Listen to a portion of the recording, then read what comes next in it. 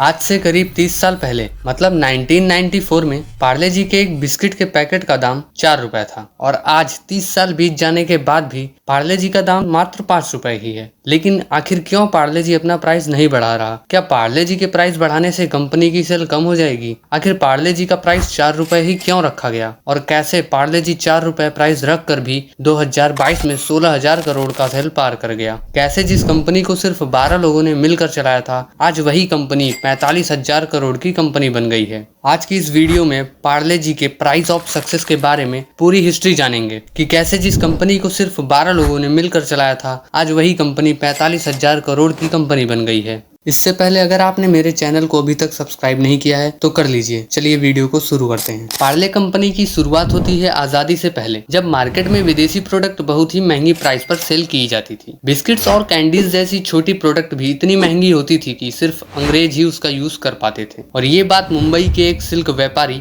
मोहनलाल दयाल जी को हमेशा खटकती थी। उस समय अंग्रेजों से आजादी के लिए देश में कई तरह के आंदोलन चल रहे थे और गांधी जी के असहयोग आंदोलन से मोहनलाल इतने इम्प्रेस हुए अपने ही देश में कन्फेक्शनरी का बिजनेस स्टार्ट करने का डिसीजन लिया ताकि अंग्रेजों को आर्थिक चोट तो लगे ही, साथ ही हमारे देश के गरीब लोग भी सस्ते दाम पर कैंडीज और बिस्किट्स का मजा ले सके। लेकिन ये बिजनेस उनके लिए बिल्कुल नया था, इसीलिए कन्फेक्शनरी के बिजनेस को समझने के लिए वो जर्मनी गए। वहां जाकर कैंडी बनाने की तकनीक सीखे और जब इंडिया वापस आने लगे तो अपने साथ एक कैंडी मेकर मशीन भी खरीद कर लाए। साल था 1929। मोहनलाल दयाल जी मुंबई के विले पार्ले में एक पुरानी फैक्ट्री को खरीदकर उसमें जर्मनी से लाए कैंडी मेकर मशीन को इंस्टॉल करा देते हैं और अपनी फैमिली के ही 12 लोगों के साथ मिलकर कैंडी बनाना शुरू करते हैं। काम की इतनी जल्दबाजी थी कि इन्होंने कंपनी के नाम के बारे में कुछ सोचा ही नहीं और जब कोई नाम समझ में नहीं आया तो उस जगह के नाम पर ही अपनी कंपनी का नाम पार्ले रख दिए और इस तरह पार्ले कंपनी के विशाल बिजनेस एम्पायर की शुरुआत हुआ। पार्ले कंपनी का पहला प्रोडक्ट था ऑरेंज कैंडी। हालांकि इसके बाद भी कई और तरह के कैंडीज बनाए गए जिसमें मार्केट में बहुत ही तेजी से अपनी जगह बनाई, क्योंकि ये देसी स्वाद में बनाया गया भारत का पहला कन्फेक्शनरी प्रोडक्ट था। उस समय अंग्रेज अपनी चाय के साथ इम्पोर्टेड बिस्किट भी खाया करते थे, तो मोहनलाल जी ने सोचा कि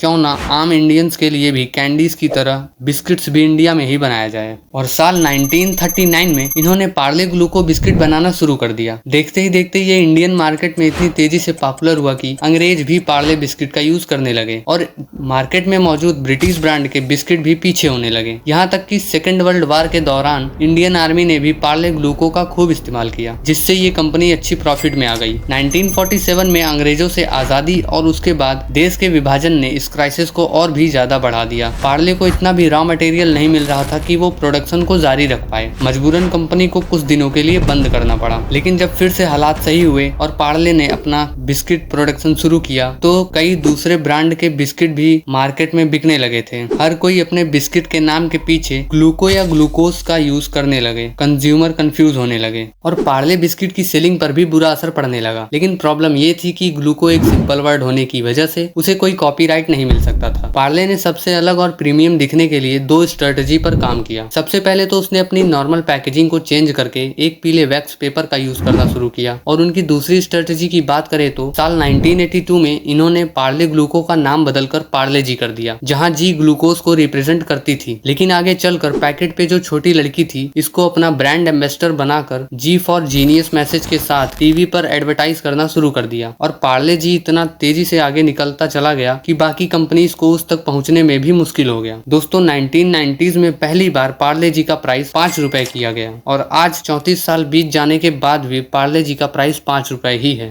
लेकिन ऐसा नहीं है कि कंपनी ने दाम बढ़ाने की कोशिश नहीं की। एक बार तो सिर्फ 50 पैसे दाम बढ़ाने की जब कोशिश हुई तो लोग सड़क पर उतर के विरोध करने लगे। तो ऐसे में सवाल ये उठता है कि कोई कंपनी अपने प्रोडक्ट का प्राइस इतने लंबे समय तक कैसे रख सकती है। इसे समझने के लिए पार्ले की बिजनेस स्ट्रेटजी को समझना होगा। पार्ले जी बिस्किट को कंपनी ने ड्राइविंग प्रोडक्ट बना दिया, मतलब कि इसे प्रॉफिट के लिए नहीं बल्कि इसलिए बेचा जाने लगा ताकि अपनी पॉपुलैरिटी और कम कीमत शोहरत की वजह से पार्ले हर दुकान और हर घर के बीच नजर आता रहे, जिससे कि कंपनी की ब्रांड अवेयरनेस बनी रहे। लेकिन बिना प्रॉफिट के सिर्फ अवेयरनेस से तो कंपनी चल नहीं सकती, इसलिए पार्ले ब्रांड के अंदर धीरे धीरे मोनाको, क्रैक जैक और हाइड एंड सीक जैसी हाई प्रॉफिट प्रोडक्ट को भी लॉन्च किया गया। इसलिए कंपनी को जो प्रॉफिट पार्ले जी से नहीं मिल पाती, इन प्रोडक्ट से एडजस्ट कर लेती है। लेकिन ये स्ट्रेटजी भी ज्यादा दिन तक काम नहीं कर सकती थी, क्योंकि कंपनी के टोटल सेल्स में पार्ले जी का कंट्रीब्यूशन 50% से भी ज्यादा का है और महंगाई की वजह से पार्ले बिस्किट का प्रोडक्शन कास्ट काफी तेजी से बढ़ने लगा। लेकिन मुसीबत ये थी कि दाम तो बढ़ा नहीं सकते थे, इसीलिए दाम को 5 रुपए पर ही फिक्स रखते हुए कंपनी ने पैकेट के साइज को ही छोटा करना शुरू कर दिया। 1990 में जो पार्ले जी 5 रुपए में 100 ग्राम के पैकेट में मिलती थी, आज वही 5 रुपए में सिर्फ 55 ग्राम के पैकेट में मिलती है। मतलब दाम तो लगभग 2 गुना हो गया, लेकिन लोगों को पता तक नहीं चला। और दोस्तों, आप तो जानते ही हैं, कन्फेक्शनरी और फूड इंडस्ट्रीज में वेस्टेज एक बड़ी प्रॉब्लम है। लेकिन पार्ले की एक बहुत ही अच्छी बात ये भी है कि उनकी वेस्टेज न के बराबर है। आपको जानकर हैरानी होगी कि पार्ले जी का 115 टन बिस्किट बनाने में सिर्फ 1% का वेस्टेज होता है। और 2003 में पार्ले जी को दुनिया में सबसे ज्यादा बेचा जाने वाला बिस्किट डिक्लेयर किया गया। और जैसे जैसे वक्त बीतता गया, पार्ले जी एक साम्राज्य की तरह हो गया। पार्ले जी की सक्सेस होने का अंदाजा आप इस बात से लगा सकते हैं कि अपने 130 से भी ज्यादा फैक्ट्रीज के जरिए ये हर महीने 100 करोड़ पैकेट को प्रोडक्शन करते हैं। और इंडिया के अलावा